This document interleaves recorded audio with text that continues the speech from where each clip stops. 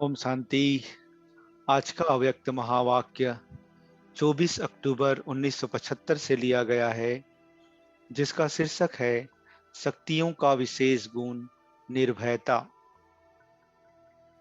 शिव शक्ति सेना के सर्वोच्च अधिपति सर्वशक्तिवान शिव बाबा ने पंजाब व गुजरात जोन की शिव शक्तियों को संबोधित करते हुए ये मधुर महावाक्य उच्चारे।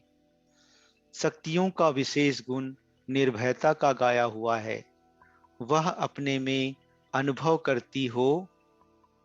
निर्भय सिर्फ कोई मनुष्य आत्मा से नहीं, लेकिन माया के वार से भी निर्भय। जो माया से घबराने वाली नहीं, उसको शक्ति कहा जाता है। माया से डरती तो नहीं हो। जो डरता है वह हार खाता है। जो निर्भय होता है उससे माया खुद भयभीत होती है, क्योंकि भय के कारण शक्ति खो जाती है और समझ भी खो जाती है। वैसे भी जब किसी से भय होता है तो होश हवास गुम हो जाते हैं। जो समझ होती है वह भी गुम हो जाती है।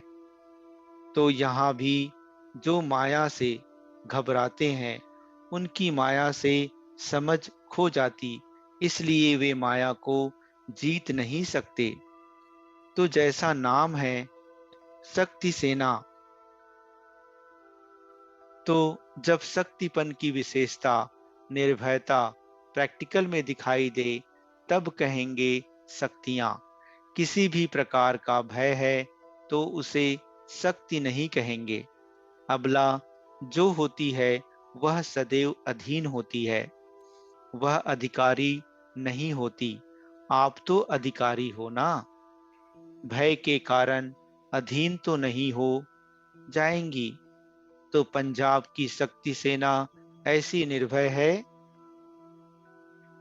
जब से ब्राह्मण बने हो तो माया को चैलेंज दी है कि आओ माया, जितना वार करना हो उतना करो। मैं शिव शक्ति हूँ। माया के परवश होना अपनी किसी कमजोरी के कारण होता है। जहाँ कमजोरी है वहाँ माया है। जैसे जहाँ गंदगी है वहाँ मच्छर जरूर पैदा होते हैं, वैसे ही माया भी जहाँ कमजोरी होती है वह वहीं प्रवेश होती है। तो कमजोर होना अर्थात माया का आह्वान करना। खुद ही आह्वान करते और खुद ही डरते, तो फिर आह्वान करते ही क्यों हो। यह नशा रखो कि हम हैं ही शिव शक्ति सेना। कल्प पहले भी माया पर विजयी बनी थी। अब भी वही पार्ट फिर रिपीट कर रही हूँ। कितनी ही बार के विजयी हो, जो अनेक बार का विजयी है वह कितना निर्भय होगा। क्या वह डरेंगे। शक्तियों ने बाप को प्रत्यक्ष करने का नगाड़ा कौन सा बजाया है। कुंभकर्ण को जगाने के लिए बड़ा नगाड़ा बजाओ। छोटा नगाड़ा बजाती हो तो कुंभकर्ण करवट तो बदलते हैं, अर्थात अच्छा अच्छा तो करते हैं, परंतु फिर सो जाते हैं। तो उन्हों के लिए अब छोटे मोटे नगाड़े से काम ना होगा, इसलिए बार बार संपर्क बढ़ाना पड़े। उन्हों का दोष नहीं, वह तो गहरी नींद में है।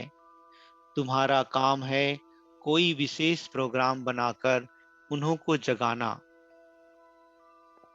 प्रवृत्ति में रहते अपने को सेवाधारी समझने से ही बाप को सदा साथी बना सकेंगे।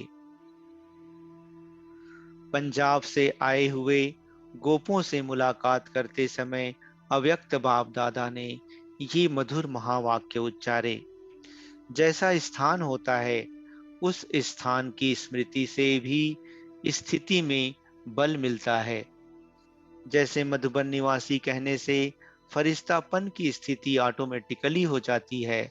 फरिश्ता अर्थात जिसका देह से रिश्ता नहीं, तो जो भी देह के रिश्ते हैं वह सब यहाँ भूल जाते हैं। थोड़े समय के लिए भी यह अनुभव तो करते हो ना। यह बीच बीच में मधुबन में आना इतना मुश्किल होते हुए भी यह अनुभव करने क्यों आते हो? बार बार यह अनुभव तो कराया जाता है। यहाँ का अनुभव वहाँ स्मृति में बल देता है।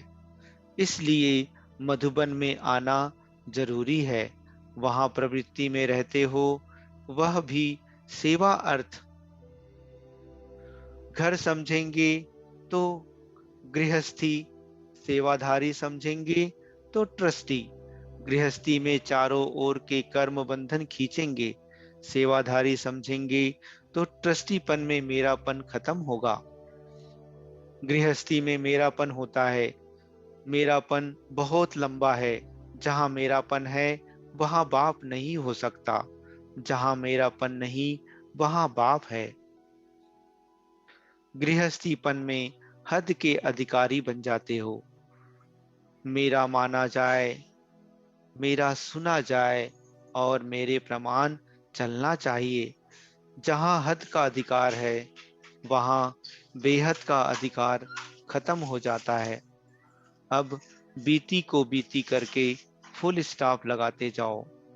फुल स्टॉप बिंदी होता है,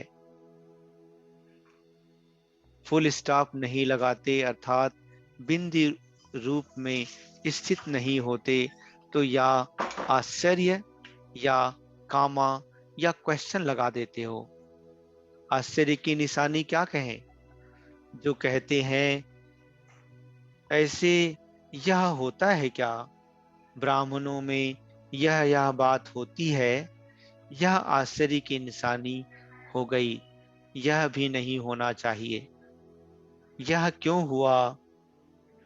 क्यों? क्या? कहना यह क्वेश्चन हुआ। यह भी व्यर्थ संकल्प उत्पन्न होने का आधार है। जो होता है उसको साक्षी हो देखो। साक्षी के बजाय आत्मा के साथी बन जाते हो। बाप के साथी के बजाय आत्मा के साथी बन जाते हो। अच्छा, ऐसी बात है। मैं भी ऐसे समझता हूँ। यह है सुनने का साथ और सुनाने का साथ। तो जहाँ आत्मा के साथी बने तो परमात्मा के साथ कैसे बनेंगे? जितना समय आत्मा का साथी उतना समय बाप के साथी नहीं बनेंगे। यह खंडित योग हो जाता है। खंडित चीज फेंकने वाली होती है। वही मूर्ति जो पूजने योग्य होती है, जब वह खंडित हो जाती है तो उसकी कोई वैल्यू नहीं होती। तो यहाँ भी जब योग खंडित हो तो श्रेष्ठ प्राप्ति नहीं, अर्थात वैल्यू नहीं। सदा के साथी, अखंड योगी, अटूट योगी और निरंतर बाप दादा के साथी ऐसे हैं पंजाब निवासी।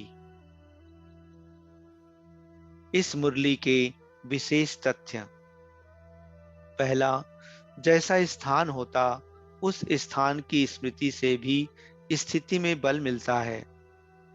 दूसरा, प्रवृत्ति में रहते घर समझेंगे तो गृहस्थी, सेवा समझेंगे तो ट्रस्टी। तीसरी बात, अब बीती को बीती करके फुल स्टॉप लगाते जाओ तो व्यर्थ संकल्पों का चक्कर चलना रुक जाएगा। चौथी पॉइंट, सिर्फ मनुष्य आत्मा से ही नहीं बल्कि माया के वार से भी निर्भय आत्मा शक्ति है। पांचवी पॉइंट, अपनी ही किसी कमजोरी के कारण माया के परवश होते हैं। छठवीं पॉइंट, मैं कल्प कल्प की अनेक बार की विजयी आत्मा हूं। यह याद दिलाने से माया से निर्भय रहेंगे। अच्छा। ओम शांति।